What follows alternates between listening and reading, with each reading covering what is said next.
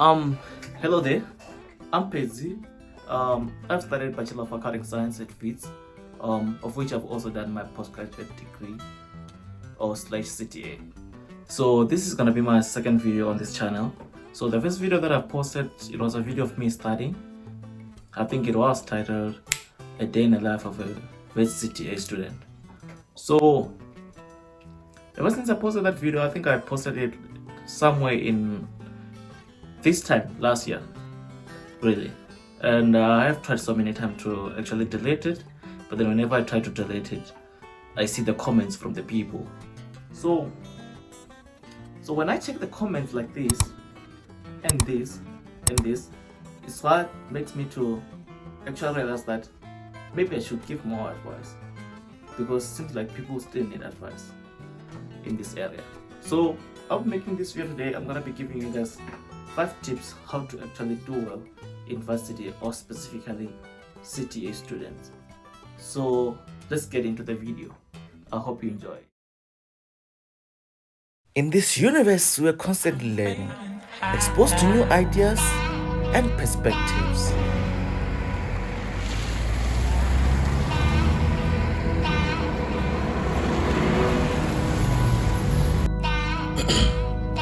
I'm Pezzi, but for this series, you can call me Creative Bugs.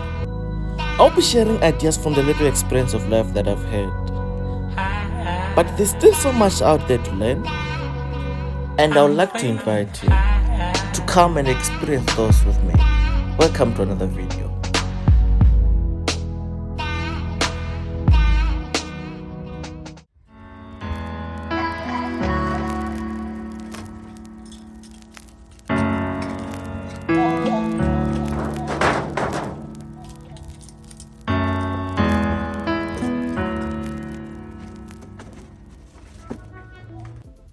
Tip number 1: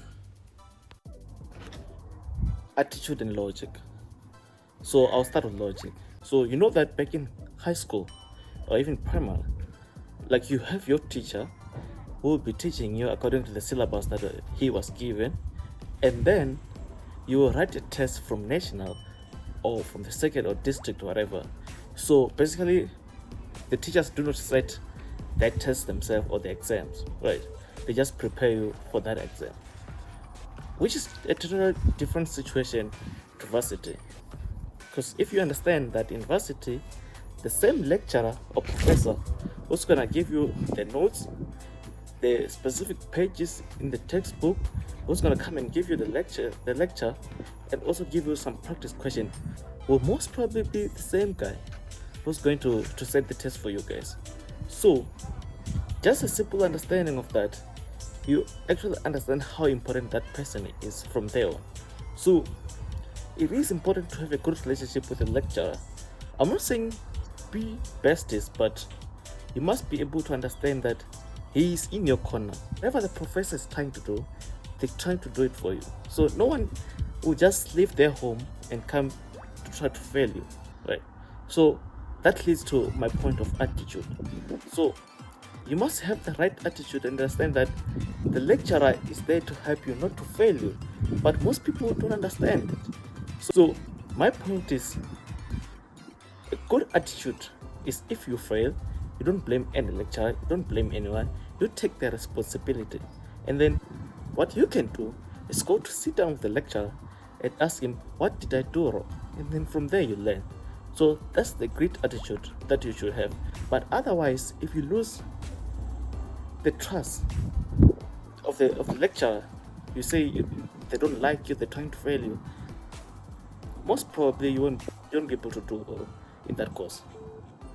Because as I explained, the same lecturer who has given you the lecture, giving you the practice questions, is most probably gonna be the same guy who's gonna test it. So just bear with him, man.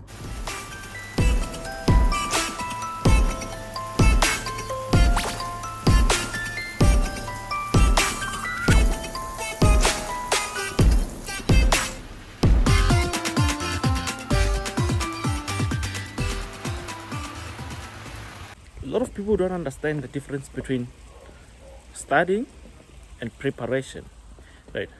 So Studying is the whole process of pre-reading, attending lectures, post-reading, doing your tutorials. That's the process of studying. And then preparation is you developing a strategy and practicing that strategy. So you'll be able to actually implement that strategy when you're writing the exam. So you'd find that they're doing a class example the day before an exam. How have you? Oh man. They should have used to initially understand the concept.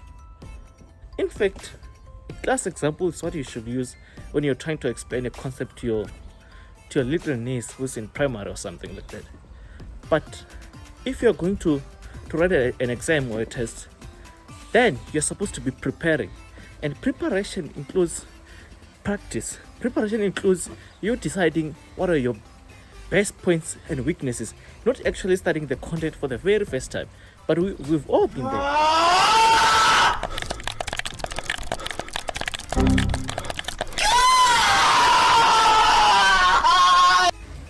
But if you try to minimize that, you'll be able to actually go and do well in the exam.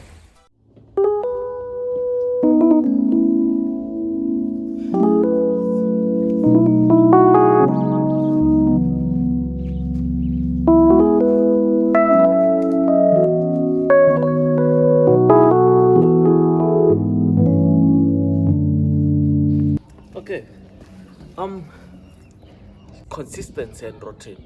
So I'll tell you from my experience. Right.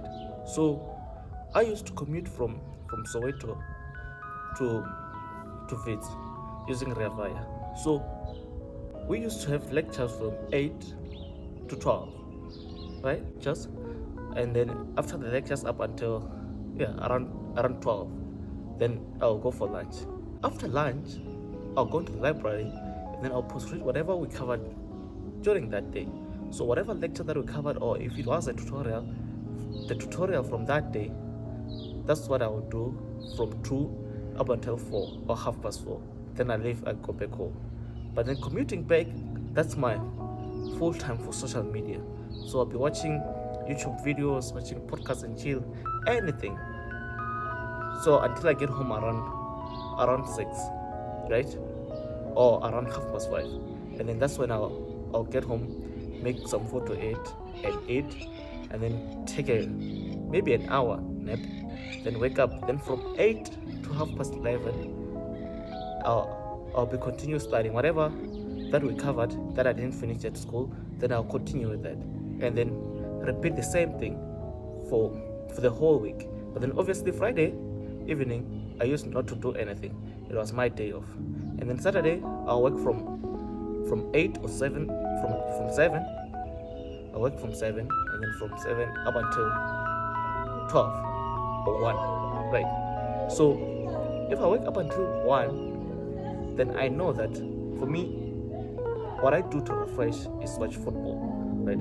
So the Premier League usually starts at 1 or 2. So if I'm at the library and then there are people there, like I used to open my laptop and just watch football. So obviously people will look at you somehow, but then like if you have something that you've planned, like do not deprive yourself from something that makes you happy. So in your routine, you must include things like that. So if you enjoy going out with friends on a Friday, please do that, right? So you're gonna take like your whole week. It's a Friday only, and then Sunday it was completely day off, no work on Sunday. So what that help you with is that you don't have to think about every move that you make.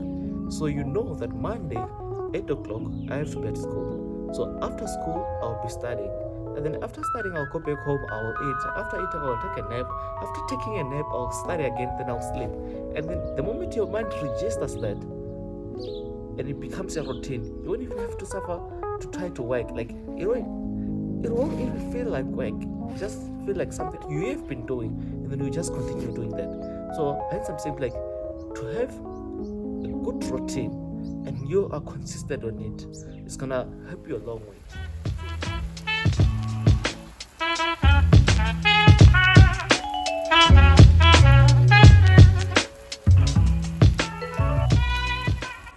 CTA is way different from when you're doing your undergrad. When you're doing your undergrad, you cram stuff. But in CTA, you've got a lot of work. It includes work from your first year, second year, and third year. So there's no way you'll know everything. That's for a fact. So don't try to be Superman and try to study everything and try to memorize things. 7. 28 by 4 is equal to 7. 28 by 4 is equal to 7. 28 by 4 equals to 7. 28 by 4 is equal to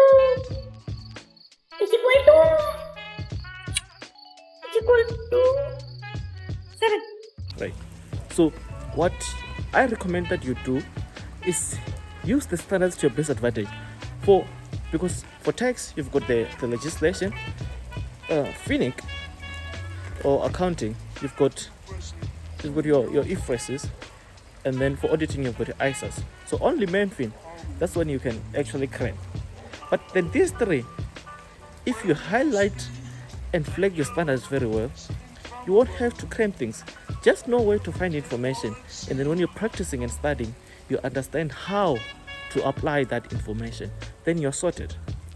So before you actually practice a question, make sure you highlight and flag your standards, and then practice questions using your standards. So that's when you'll be able to learn how to actually apply the standard. Final tip, faith. I don't know at what point you're watching this video. Maybe you've already written some tests, and maybe some didn't actually go well. So, well, I was there also last year, because I remember in my first test, I had 4 courses. We do 4 courses in CTA, and then guess how many I passed? 0. Okay, and then I also got my lowest mark in my varsity career in my test 1.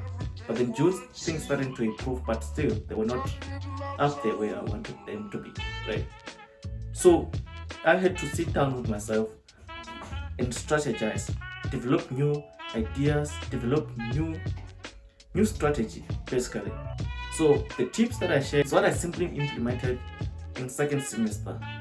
And then test 3, guess how many I passed? 4 out of 4. And then I also got my highest mark in accounting for my whole varsity career. One thing that you must understand is that you must be willing to take it down to the wire. So you must run the race up until the very, very end. And then if you are going to fail, it's good to fail with dignity. You must be proud of yourself, like you actually gave everything, right? So I can tell you that you can still do it. You just need to have faith and constantly work and enjoy. If the tips that I gave you, you can apply them, then go ahead, and then you'll see things will change. So from my side, all the best with the rest of the year. But then if you have any questions regarding CTA or study tips on anything, you can just drop them in the comment section. I'll be willing to answer.